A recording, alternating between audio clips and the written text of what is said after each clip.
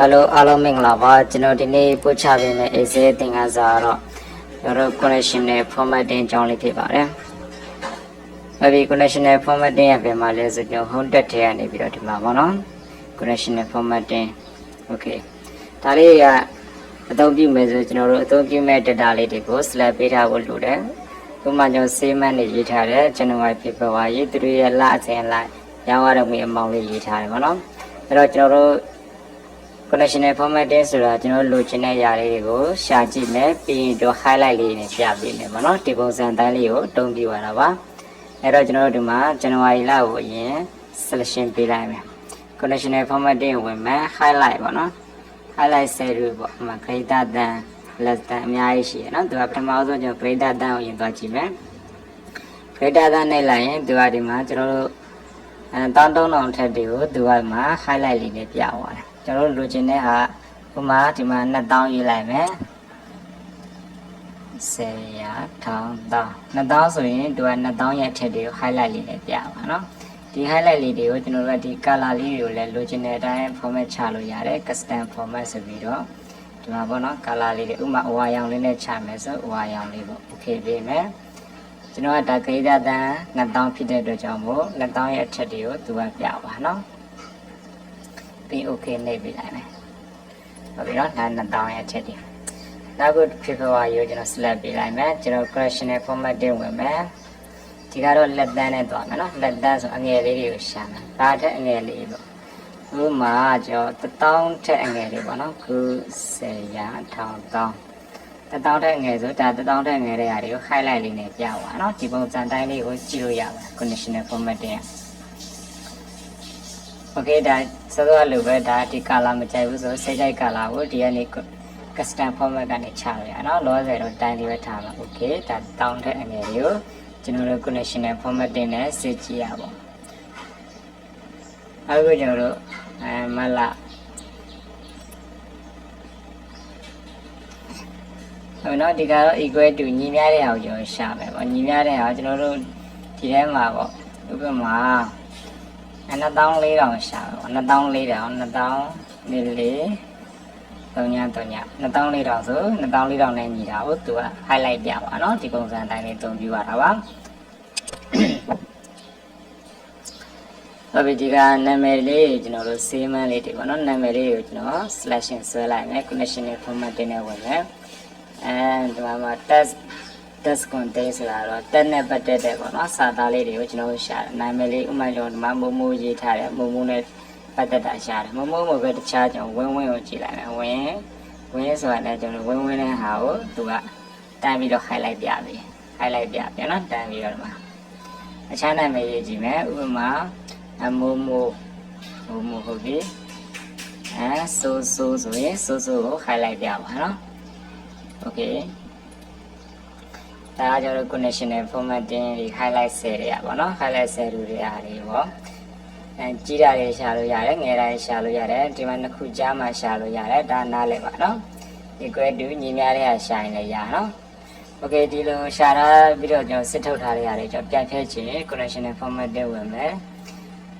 clear root ဆိုတော့မယ်နော် clear root from entire sheet ဒါလေးကိုနှိပ်ပြလိုက်နော်ဒါဆိုရင်ကျွန်တော်တို့ကြည့်ထားတဲ့ဟာတွေ highlight တွေမရှိတော့ဘူးဟုတ်ပြီနောက်တစ်ခုကျွန်တော်တို့ select ပေးလိုက်မယ် connection formatting ဆက်ဝင်မယ်ဒီကတော့ data bar ပေါ့ data bar ဆိုတာဈေးနှုန်းကျွန်တော်တို့အနည်းများကိုကျွန်တော်ဘားလေးနဲ့စီသွားတာဟောဒီမှာနော်ကြိုက်တဲ့ပုံစံလေးယူလို့ရတယ်ဒါလေးယူခိုင်းမယ်အဲဆိုရင်ဈေးနှုန်းနည်းတွေကဘားလေးရဲ့တူတူလေးဖြစ်ပြီးဈေးနှုန်းကြီးလေးဈေးနှုန်းများလေးကျွန်တော်ဒီ amount တွေများလာလေဟောပေါ့နော်ဘားလေးရဲ့ရှိသွားတယ်ဒီလိုပေါ့ပါနော်နောက် February ကိုကျွန်တော် select ပေးမယ် conditional formatting ဝင်မယ်ဒီ color scale ပေါ့နော် color scale နဲ့လည်းကြည့်လို့ရဟောတိုင်းလေးပေါ့နော်စကြအရောင်လေးတွေကိုကြည့်လို့ရ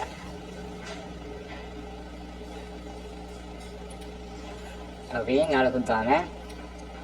conditional formatting ဒါတော့ icon ပေါ့နော်သူကဈေးနှုန်းတက်ကြလေးတွေကို icon လေးနဲ့ကြည့်လို့ရတယ်အမောင်လေးတွေပေါ့သူရဲ့တန်ဖိုးများရင်ကျွန်တော်တို့ထောင်ထားမယ်ပေါ့နော်အစိမ်းရောင်လေးနဲ့သွားပြီးတော့တခုယူလိုက်နော်တိုင်းလေးပဲယူလိုက်မယ်အဲ့တော့ဒီမှာသူကတန်ဖိုးတွေများလာရင်သူကဘောထောင်ထားတယ်အလဲလက်ကဟာတွေဟာဒီမှာပေါ့ဒီပုံစံလေးနဲ့ပြမှာနော်ဒါ ဒီဟာတွေကျတော့နဲတယ်ပေါ့နော်ဒီပုံစံတိုင်းလေးပါ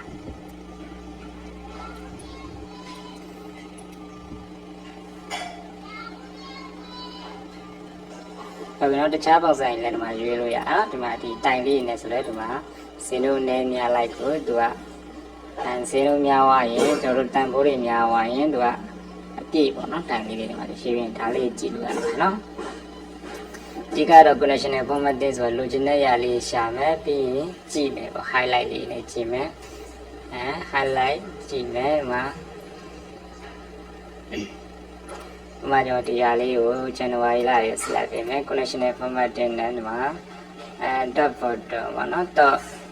dot လေးနှိပ်လိုက်မယ်တော့နှိပ်လိုက်ရင်ဒီမှာ30ဖြစ်တဲ့အတွက်ကြောင့်မို့ထိပ်ဆုံးက30တွေကိုသူပြပြီးတယ်ပေါ့ဥပမာဒါလေးတစ်ချက် short လိုက်မယ် short လိုက်တဲ့အမြင်ကထိပ်ဆုံး3ခုကိုပြပါထိပ်ဆုံး3ခုကိုပြပါဗောနော်ဒီမှာ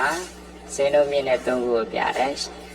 900 800ပါ600နှစ်ခုထက်နေတဲ့အတွက်ကြောင့်မို့600ကိုတွားပြတယ်နော်နှစ်ခုလောက်ပဲယူလိုက်မယ်ဆိုရင်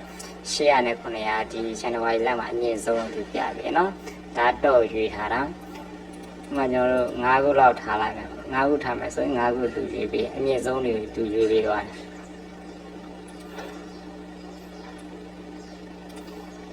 ်conditional formatting ပတ်တော့ကတော့အောက်ခြေကိုသွားကြည့်လိုက်မယ်အနည်းဆုံးကိုသူကအနည်းဆုံး10ခုကိုသူဒီမှာ10ခုပြတဲ့အတွက်ကြောင့်အနည်းဆုံး10ခုကိုသူပြသွားအနည်းဆုံး3ခုလောက်ပဲကျွန်တော်လိုချင်နေဆိုရင်3ခုနည်းနည်းလျှော့လိုက်မယ်နော်3ခုရိုက်ထည့်ရပါတယ်တတိအဲဆိုရင် okay နေလိုက်ရင်ဒါဆိုအနည်းဆုံးဒီမေလမှာအနည်းဆုံးခဏန်းတွေကိုပြသွားတယ်ပေါ့အနည်းဆုံးအမောက်တန်ဖိုးတွေကိုပြသွားတယ်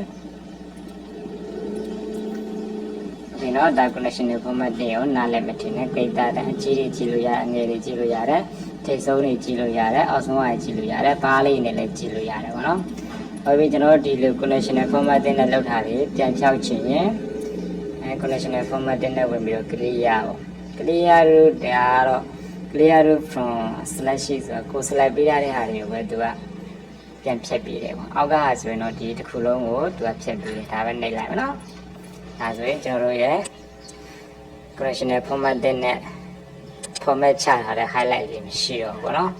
okay ဒါဟာကျွန်တော်တို့ home tab ထဲက conditional formatting အကြောင်းပါအားလုံးနားလည်မယ်ထင်ပါတယ်